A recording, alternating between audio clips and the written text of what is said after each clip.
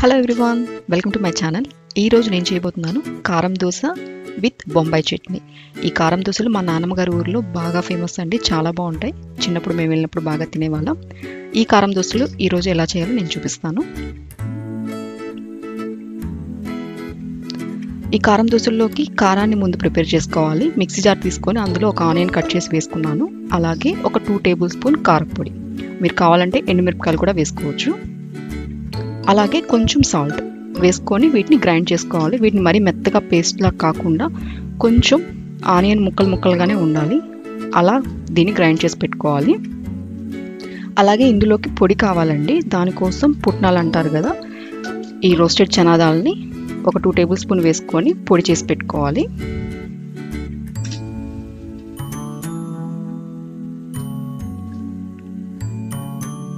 ఇలాగా కారము, పొడి, అలాగే దోశ బ్యాటర్ రెడీగా పెట్టేసుకొని దోశలు వేసేసుకోవడం స్టార్ట్ చేసేస్తాం.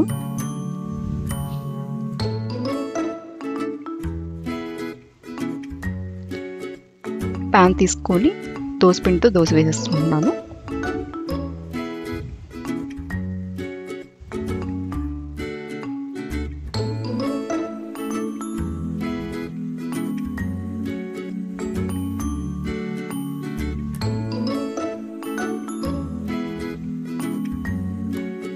కొంచెం ఆయిల్ వేసేసుకొని వన్ సైడ్ బాగా కాలిన తర్వాత రెండో వైపు కూడా కాల్చుకోవాలి.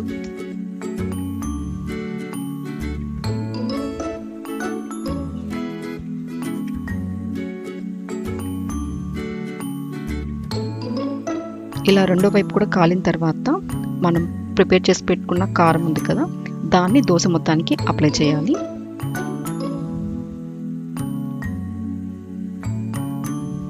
మీరు ఎంత స్పైస్ తింటారు అన్న దాన్ని బట్టి చిల్లీ పౌడర్ని యాడ్ చేసుకోండి. తక్కువ తింటామంటే తక్కువ యాడ్ చేసేసుకోండి.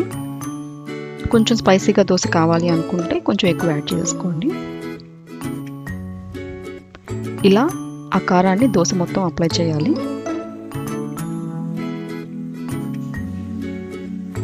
తర్వాత మనం పొడి రెడీ చేసి పెట్టుకున్నాం కదా పప్పులతో, ఆ పప్పుల పొడిని కూడా దీని మీద వేసేసుకోవాలి.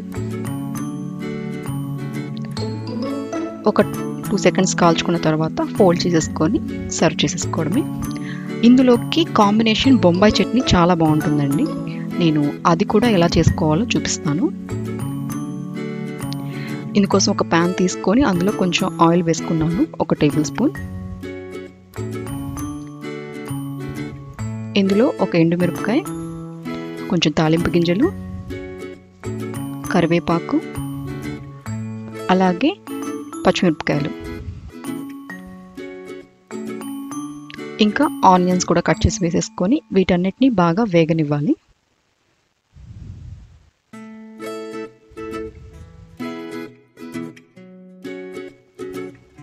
ఒక కప్పులో ఒక 2 టేబుల్ స్పూన్ శనగపిండి తీసుకోవాలండి. ఆ శనగపిండి మొత్తాన్ని వాటర్లో ఉండలు లేకుండా చక్కగా కలుపుకోవాలి. ఇక్కడ ఆనియన్స్ వేగిపోయాయి కదా, ఇందాక మనం కలిపి పెట్టుకున్న శనగపిండి మిక్చర్ని ఇందులో వేసేసుకోవాలి. ఇందులో ఒక 1/2 టీ స్పూన్ పసుపు, తగినంత ఉప్పు, అలాగే కారపొడి. కారపొడి తక్కువ కారం అనుకున్న వాళ్ళు స్కిప్ చేసేసేయచ్చు, ఎందుకంటే ఆల్రెడీ గ్రీన్ చిల్లీస్ యాడ్ చేసాం కాబట్టి. ఒకసారి కలిపేసుకొని ఇందులో కొన్ని వాటర్ యాడ్ చేసుకొని ఈ శనగపిండి మొత్తం వాటర్లో బాగా కుక్ అయిపోవాలి. ఇది 10 నుంచి 15 నిమిషాలు పడుతుందండి. తర్వాత లైట్గా చిక్కపడడం స్టార్ట్ అవుతుంది. మీకు ఎంత చిక్కదనం కావాలి అన్న దాన్ని బట్టి దీన్ని కుక్ చేసుకొని ఆపేసుకోవాలి. అంతేనండి, కారం దోశ విత్ బొంబాయి చట్నీ చాలా బాగుంటుంది. తప్పకుండా ట్రై చేయండి. ఈ వీడియో మీకు నచ్చినట్లయితే లైక్ చేయండి, షేర్ చేయండి, అలాగే నా ఛానల్ని సబ్స్క్రైబ్ కూడా చేసుకోండి. Thanks for watching. బాయ్.